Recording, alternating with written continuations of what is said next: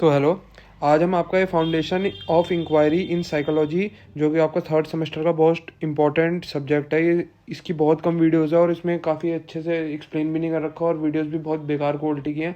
इसलिए आपके पेपर से 2 दिन पहले मैं आपको सारी वीडियोस प्रोवाइड करा दूंगा धीरे धीरे करके, मतलब आजकल में ही सारी वीडियोस। पेपर से पहले आपको टेंशन लेने की ज़रूरत नहीं है, मैं आपको सब कुछ कराऊंगा। चलिए पहले चैप्टर से चालू करते हैं।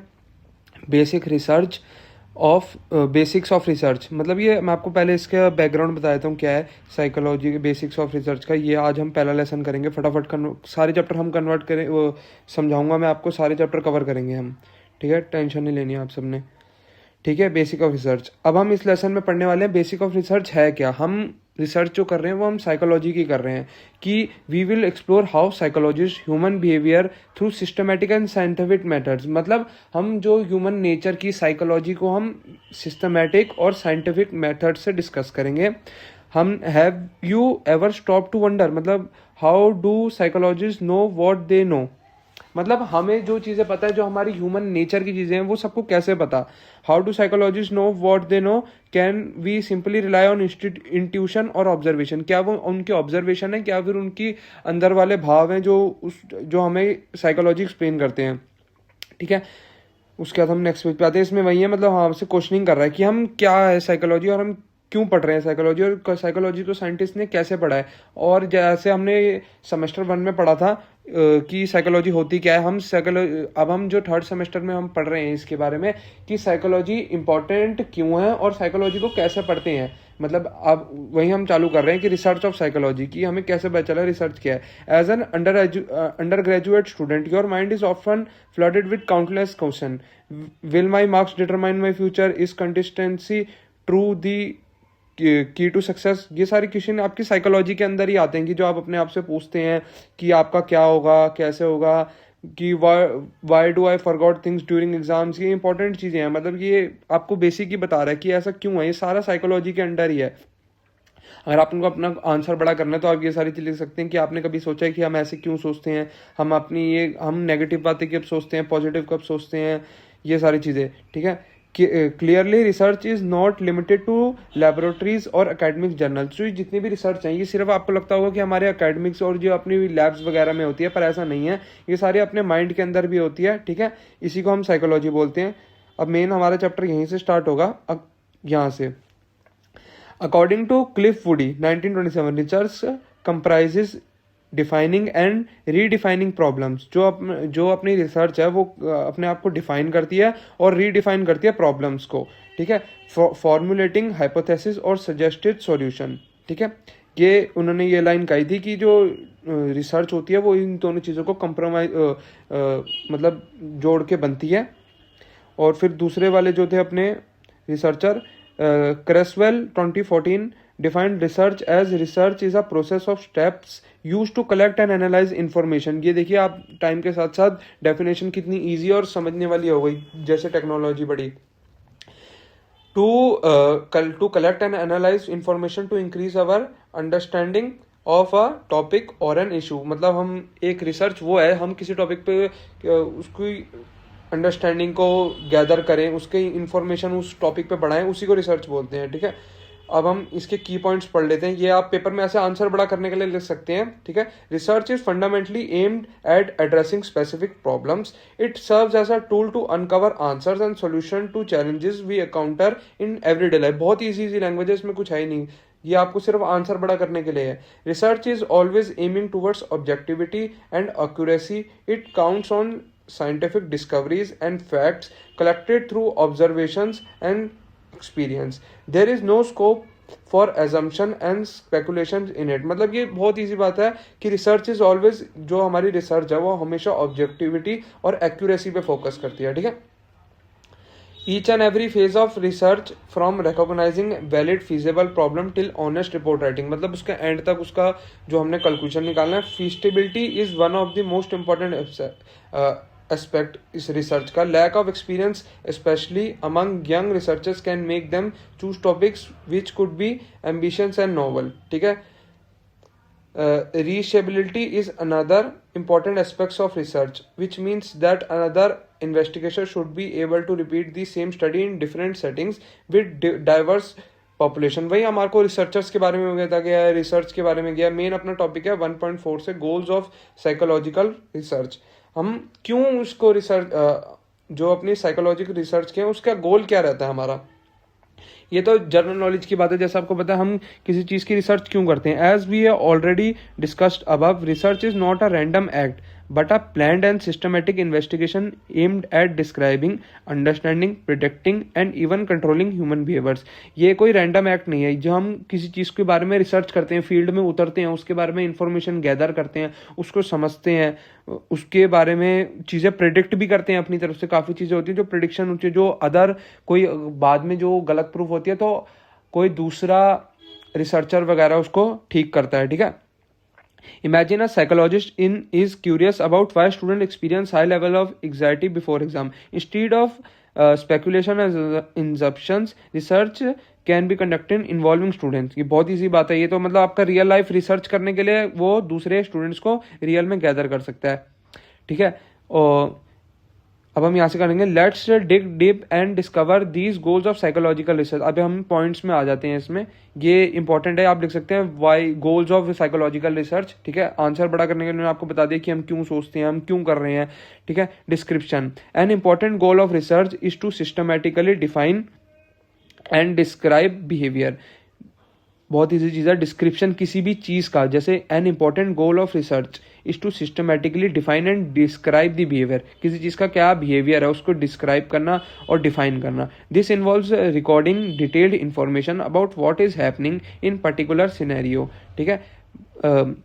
Pertinent information like people involve, place of occurrence, conditions under that particular behavior occurred should be recorded carefully। मतलब वही है जो हम, जैसे आपने कभी, जैसे आप लैब गए हो गए, ये वैसा ही है पर ये साइकोलॉजी की टर्म्स में है कि क्या हम उसका डिस्क्रिप्शन लिखते हैं, हमने उसमें क्या ऑब्जर्व करा है, हमने उसमें क्या फाइंड करा है। For example investigators might study how bystanders respond when someone unexpectedly collapses in a supermarket, ठीक है। do they rush to help, wait for someone else। मतलब ये रियल लाइफ का एग्जांपल है कि मतलब वो कैसे रिएक्ट करते हैं, उसका डिस्क्रिप्शन ले रहे हैं कि मतलब उसके बारे में हम लिख रहे हैं जो हमने उसको ऑब्जर्व करा है, ठीक है। Explanation, once a behaviour is described the next goal is to explain why it occurs. बहुत इजी चीज़ है, इसी को आप पढ़ लीजिएगा, वैसे तो आप खुद बना ही लेंगे, काफ़ी इजी है। प्रिडिक्शन, अनदर की, मतलब हमने पहले उसका डिस्क्राइब, हमने पहले उसको देखा, फिर उसको एक्सप्लेन करा कि ऐसा क्यों हुआ, कैसे हुआ। फिर कुछ कुछ चीज़ें ना, सारी चीज़ें हमारे एक टाइम पे ही नहीं, एक ही रिसर्च में नहीं आ सकती, तो हम उसके लिए कुछ प्रिडिक्शन भी करते हैं। अच्छा कुछ ऐसा होगा तो फिर ऐसा होगा। Prediction, another key goal of psychological research in prediction which builds upon the behaviour that have been previously described and explained. For example से समझ आ जाएगा। If study consistently show that the presence of a large number of bystanders decreases the likelihood of individual offering help, a phenomenon known as bystander effect, then we can reasonably predict that in similar future situations such as medical emergency in a crowded area people will be less likely to intervene। मतलब उसमें फिर वो मतलब उसको help करने नहीं उतरेंगे बल्कि उसको इग्नोर करके चले जाएंगे। These predictions are crucial for anticipating behavior and planning effective interventions, ठीक है। फिर हम उसको कंट्रोल पे आते हैं कि हम उसको कैसे कंट्रोल करें। Another vital objective of psychological research is to influence or control the behavior, especially when the goal is to promote well-being or prevent harm, ठीक है। once behavior is predicted, researchers work on developing intervention strategies and training programs to guide or modify those behavior in a positive way, ठीक है। Control मतलब किसी चीज़ को control करना है, कोई चीज़ सही नहीं हो रही, उसके प्रेडिक्शन मतलब उसको क्योर करना है अगर कोई चीज़ हो गई है, और कंट्रोल करना है कि उसको पहले ही ख़राब ना होने से पहले कंट्रोल कैसे कर सकते हैं। Application, the final and the most crucial goal of psychological research is its application in real life setting, कि उसको हम रियल लाइफ में कैसे यूज़ में ला सकते हैं, या कोई रियल लाइफ में हो रही है सेटिंग उसको रियल में परफॉर्म करके। Research hold a little value if it's findings cantt be used. हाँ मतलब जो अगर रियल लाइफ में रिसर्च की कोई वैल्यू कम ही हो जाती है, अगर वो real life day to life humans के काम नहीं आ रही, तो फिर वो इतनी वो वैल्यू होल्ड नहीं करती, ठीक है। अब आते हैं स्टेप्स ऑफ, अब हमने गोल्स कर लिए, ठीक है, अब हम आएंगे स्टेप्स इन रिसर्च, ठीक है। Although research can often feel demanding and exhausting, ठीक है, the process becomes much more manageable the end even enjoyable when the researcher follows a well-structured step-by-step approach. Gaining familiarity with the key stages of psychological research equips you to navigate the journey with confidence and clarity, making the path to discovery smoother and more rewarding, ठीक है। मतलब हम दिखा रहे हैं कि मतलब steps, जैसे हम कोई रिसर्च को करते रहें हम उसमें एग्जॉस्ट हो जाएंगे, हमें उतना मज़ा भी नहीं आएगा। तो काफ़ी उसमें स्टेप्स हैं जो अभी हम नीचे पढ़ेंगे कि वो कैसे उनमें इंटरेस्ट पा सकते हैं, उसको अच्छे से रिसर्च को परफॉर्म करें और उसका एक कंक्लूजन भी निकाले। Identification of problem, the first and the most crucial step in research processing is identifying a clear and meaningful research problem. A research problem is generally presented as the question that seeks to explore और understand a specific phenomenon, ठीक है, बहुत easy है, ये तो समझ आ ही गया होगा, ठीक है। Stating the problem or and formulation of hypothesis. After the research problem has been recognized and studied meticulously, the next vital step is stating the problem and formulating the hypothesis clearly, ठीक है। In any, इसका मतलब मैं आपको समझाता हूँ, in any condition your assumptions and personal belief should not be guiding force for hypothesis formulating, rather existing literature and past research findings should be base. इसका मतलब है जैसे अपनी कोई प्रॉब्लम है उसको स्टेट करना, मतलब उसको हमने अच्छे से लिखना कि मतलब ये प्रॉब्लम है क्या, और उसके जो उसका सॉल्यूशन है उसको अच्छे से हाइपोथेटिकली परफॉर्म करना। इसमें वही लिखा लास्ट में हम पढ़ेंगे। तो at this stage hypothesis should be carefully frame to maintain objectively and avoid bias throughout the research process, ठीक है। altering or constructing the hypothesis after data collection and should be strictly avoided as it compromises the integrity of study. Identification, manipulation and control of variables, ठीक है। once the research problem has been stated and hypothesis formulated, the next crucial step is to identify and define the variables involved in the study. A variable refers to an characteristic or condition that can be manipulated, controlled, measured by a researcher. मतलब उसको identify करना, उसको manipulate करना और उसके control of variable, मतलब उसके variables को कंट्रोल करना, ठीक है। Selection of best appropriate research design, मतलब सबसे बेस्ट उसमें ढूंढना कि रिसर्च डिजाइन उसके लिए बेस्ट क्या होगा, किस वे में होगा। Selecting the right research design is one of the most crucial steps in the research process, as it directly affects how well the relationship between the variables can be understood. The choice of design should always align with the main objective of the study, whether it is to describe, explain, predict or control particular behavior or a phenomena. ये तो normal सी बात है, ये तो अपनी real life में पता ही होगा आपको, ठीक है। फिफ्थ, इसमें आप कोई भी पॉइंट लिख सकते हैं और थोड़ा अपना आंसर बड़ा करने के लिए बेसिक जनरल नॉलेज लिखनी है आपको, आपने कुछ एक्स्ट्रा ये रटी रटाई लाइनें नहीं लिखनी, आप एक बार पढ़ भी लेंगे खुद से तब भी समझ आ जाएगा। तो selection of sample and tools, मतलब वही है कि रिसर्च के लिए हमें क्या क्या चीज़ें नीड है। Using standardised tools is equally important as selecting the suitable research design, सही है।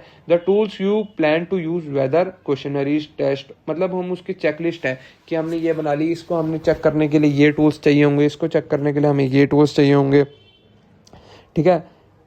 A truly representative sample of larger population should be chosen, हाँ मतलब जो लार्जर पॉपुलेशन है, मतलब ह्यूमन लाइफ है, उसको इम्प्लीमेंट करना, उसको उसके सही से मतलब निकालना, कंक्लूजन निकालना, सच और डिफरेंट वेरिएबल पे टेस्ट करना, एज पे, जेंडर पे, नेशनैलिटी पे, सोशो इकोनॉमिक बैकग्राउंड्स पे, रूरल अर्बन डिस्ट्रीब्यूशन पे, सब पे उसको टेस्ट करना, सैंपल पे उसके बढ़िया टूल्स से, सैंपल्स पे, डिफरेंट वेरिएबल्स पे। डेटा कलेक्शन, ये तो ईजी है, मतलब उसके बारे में जो हमने टोटल रिसर्च करी है उसका डेटा निकालना।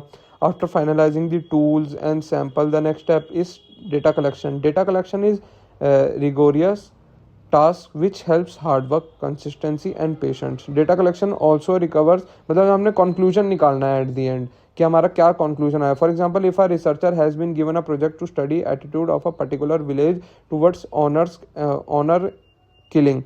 Here is the expected from the researcher to collect and report data in an unbiased way. हाँ सही बात है, इसमें हमें किसी भी अगर कोई भी आप एग्जांपल ले सकते हैं, किसी चीज़ का कंक्लूजन निकालना है तो उसको अनबायस्ड रखे, उसको डेटा को researchers own view opinion should not be reflect in, मतलब ये जनरल पब्लिक के हिसाब से हो, रिसर्चर को कैसा भी लगे, अच्छा लगे बुरा लगे, रिसर्चर के हिसाब से उसको कोई फेवरेट करेक्टर हो तो वो उसको बायसली जज करे, डेटा को एनालाइज, जो भी मतलब उसको डेटा फाइनलाइज करना है उसमें गलती अपने बायस ओपिनियंस दे, तो वो सही नहीं है. Data analysis. Data is of no use until it is analyse by using appropriate technique. मतलब वो किसी काम का नहीं है अगर उसको एप्रोप्रिएट टेक्निक से एनालाइज ना किया जाए. Researcher should have detailed understanding of research design and suitable statistical methods accordingly. Keeping in mind its objective, research design appropriate statistical methods should be chosen so that the data does not lose its perception and validity. Drawing conclusion and making journalization. Drawing conclusion and considering, आप ना जैसे आपको points ऐसे याद नहीं रहे paper में, तो आप उसको ना पूरा डिफरेंट पॉइंट्स बना के लिख सकते हैं कि इसके बाद ये होगा, इसके बाद ये होगा. ऐसा जरूरी नहीं है आपने बिल्कुल रटा लिखना है. अगर आप पैराग्राफ का एक पॉइंट अपने हिसाब से, कोई ये जो डार्क हो रखा है ऐसे अपने हिसाब से बना के पैराग्राफ उसके अच्छे से एक्सप्लेन कर दे तो कोई इशू नहीं है इसमें भी. Drawing conclusion and considering the possibility of generalisation of finding to a large population is the final, मतलब उसको इम्प्लीमेंट करना लार्ज पॉपुलेशन पे, सबके व्यूज कलेक्ट करना. ठीक है.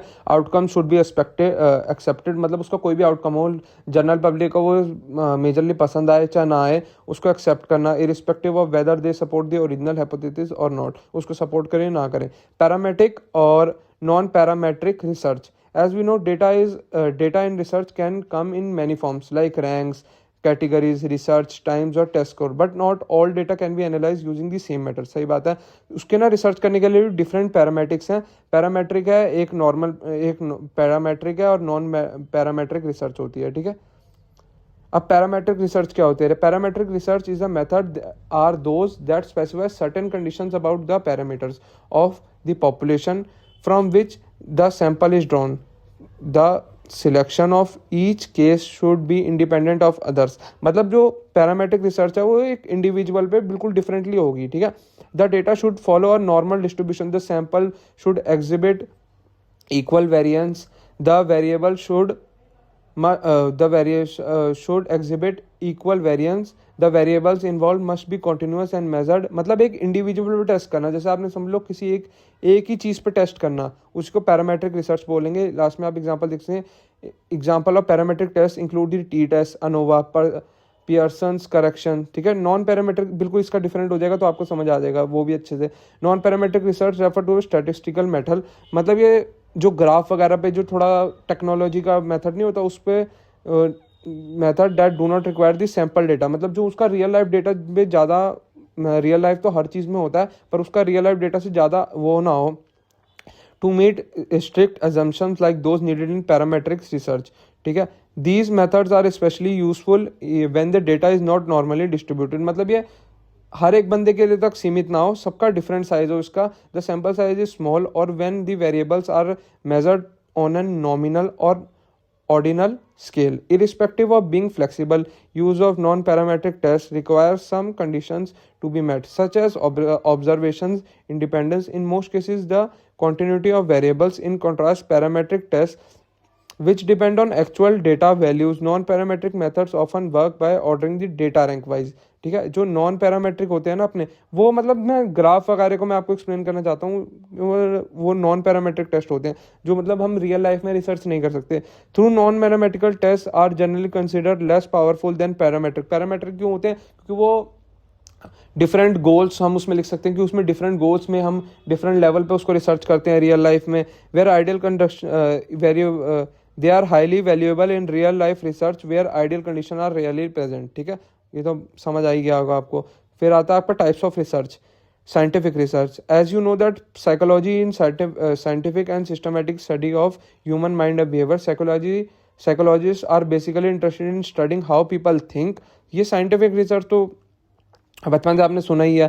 ठीक है. वॉट पीपल, मतलब इसमें आपको देखना है कि हम क्या सोचते हैं साइंटिफिक वे में. Reliance on empirical methods is one of the core feature of scientific research empirical methods means the information is gather through the direct observation. वही जो मैंने आपको बताया बिल्कुल रियल लाइफ में जो साइंटिफिक है, एक ह्यूमन से रिलेटेड है, नेचर से रिलेटेड है, रियल लाइफ में वो रिलेटेड है। कंडीशंस और he or she may conduct a control experiment in which subject are assigned to either an moderate comfortable temperature। जो रियल लाइफ में हम टेस्ट करते हैं वो साइंटिफिक सब्जेक्ट्स के अंदर आते हैं और रिसर्च के अंदर आते हैं।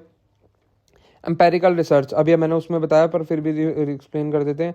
Empirical research is another type of scientific inquiry in which data is collected through the direct experiences and vigilant observation और experimentation approaches. Like scientific research there is no scope for personal opinions. इसमें scientific की तरह इसमें तो आप पूरे उसमें है कि आप कोई भी रिसर्च करें उसमें पर्सनल तो आप इंक्लूड ही नहीं कर सकते, आपका पर्सनल जो भाव है आप उसको इंक्लूड ही नहीं करेंगे। The word empirical is derive from Greek term empeiria which mean experience, जो एक्सपीरियंस से आता है। Empirical research in psychology mainly focus on what can be seen measured analysed making it an essential way how psychologist understand and explain human behavior. Real world is highly valued in its kind of research as it permits the unbiased testing of ideas based on solid evidence। ठीक है, अब आता है descriptive research। Unlike the experimental method, descriptive research is aimed at understanding, recording and exploring behaviors, events or issues. They occur naturally without any interference of researcher by manipulating variables. Cause and effect relationships cannot be established with method as it does not allow any control or interpolation of variables। ठीक है, ये बिल्कुल उससे different होते हैं। In understanding of phenomenal especially when there are little prior information, किसी topic पे पहले prior information हो। For instance, if a researcher is interested to explore the coping mechanism of student experiencing academic stress, a descriptive method involves surveys। मतलब पुराने surveys हों, उसमें जो पुराने सर्वेज को सबको गैदर करना, सारी इन्फॉर्मेशन को गैदर करना, अलग से पैटर्न को आइडेंटिफाई करना, ट्रेंड्स को कि मतलब कैसे चेंज हो रहा है लाइफ के साथ, कैसे हमारी स्टडीज़ का बोझ बढ़ रहा है, पहले कम था तो उसके हिसाब से कैसे कोपिंग जो अपना वो है वो बढ़ रहा है स्टूडेंट्स का। ये पूरा डिस्क्रिप्टिव रिसर्च में आता है। ये आता है अपना correlation research। Have you ever asked yourself if there could be association between frequent breakups and personality traits? कभी कभी आपका खुद से आप देख नहीं पाते कि मतलब आपसे अपना मतलब आप ऐसे बिहेव तो नहीं करते, कभी कभी आप सोचते होंगे could BMI and mental well-being are related to each other। मतलब जो बॉडी और मेंटल है वो साथ में कनेक्टेड होते हैं। ठीक है, तो ये that's why where correlation research come in. मतलब जो इसमें रिलेशन होता है, जिसमें correlation research helps psychologist study naturally occurring variables without altering them. This method follows 3 main step. First, measuring one variable, reliance another like IQ, final applying statistical correlation technique to see how the two variables move in relation। मतलब हम पहले रिलायंस को test करेंगे फिर हम IQ को test करेंगे कि अगर ये दोनों साथ में स्टैटिस्टिकली कोरिलेट कर रहे हैं तो हम इसका कोई कंक्लूजन निकालेंगे। ठीक है, इसका मैं आपको अच्छा सा एग्जांपल बताता हूँ। For example, if high BMI is link to poor mental, मतलब जिसका वेट बॉडी मास इंडेक्स ज़्यादा होगा उसका पुअर मेंटल हेल्थ होगी, उसकी मेंटल हेल्थ भी बेकार होगी। We can not say BMI causes poor mental without further experimental evidence. Still this method is incredibly valuable. पर यह मेथड फिर भी वैल्यूएबल है। It allows researchers to explore connections in real world ethical way after often providing clues for further experimental research और intervention programmes. अब आते हैं हम लॉन्गिट्यूडनल रिसर्च पे। If someone wants to explore how human behaviour, intelligence और social and cognitive abilities develop over time, longitudinal research is to go to method। मतलब किसी को अपना ह्यूमन बिहेवियर, इंटेलिजेंस के बारे में जानना है तो लॉन्गिट्यूडनल रिसर्च उसके लिए बेस्ट है। In this approach the same group of individual studied repeatedly across the various points in time, जिन पे पहले रिसर्च करी थी, ऑफन स्पैनिंग ईयर्स और इवन थोड़े सालों बाद और कई 10-20 सालों बाद भी a researcher interested in understanding how creativity unfolds throughout the life, कैसे कैसे वो चेंज होता रहता है, लाइफ ईयर्स जैसे पास होते रहते हैं, ठीक है।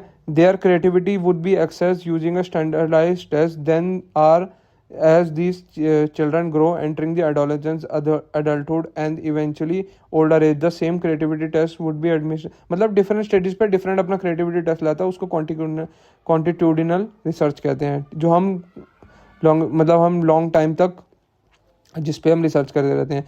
Cross sectional research, have you ever observe the differences in your personality as compare to your different parents, मतलब आपकी पर्सनैलिटी पेरेंट्स से अलग है, आपने कभी नोटिस करा है? और how older and young generation mean seem to vary in emotional expressions, मतलब ये चेंज क्यों है?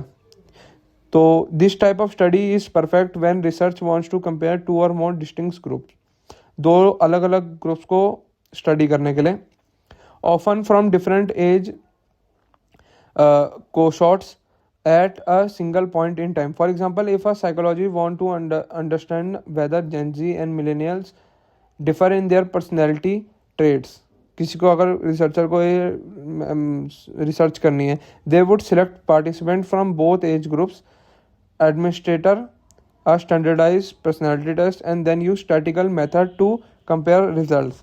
अनलाइक लॉन्गिट्यूडनल रिसर्च जिसमें हम सेम लेते हैं, cross sectional studies are quicker, मतलब उसमें तो हमने देखा डिकेड से लग जाते हैं, बच्चा बड़ा होगा वो होगा, इसमें डिफरेंट ग्रुप के डिफरेंट एज के ले लेते हैं ताकि क्रॉस सेक्शनल रिसर्च हो जाए। ये समझ गए होंगे, बिल्कुल उल्टा उसका।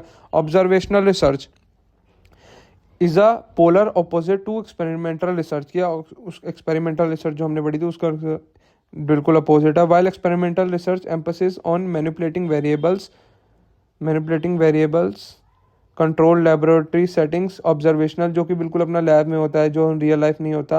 Recording behaviour such it occurs naturally without any intrusion, there are many instance where it is unfeasible, immoral और even impossible to recreate certain circumstances in laboratory, जो चीज़ हम लेबोरेटरी में नहीं बना सकते उसी में अपना ये ऑब्जर्वेशनल रिसर्च आता है, तो हम ऑब्जर्व करके करते हैं, जो कि यहाँ से हम पढ़ते हैं। For example, spreading rumour at a train station just to see how people react is a non, मतलब ये हम लैब में तो नहीं कर सकते जो हम रियल लाइफ में कर सकते हैं, therefore can not be done. Furthermore observer biases में arise if researcher record what they expect, मतलब क्योंकि इसमें डिफरेंट अपने हर बंदा अलग से रिएक्ट करेगा तो इसमें डिफरेंट भी कंक्लूजन्स आते हैं।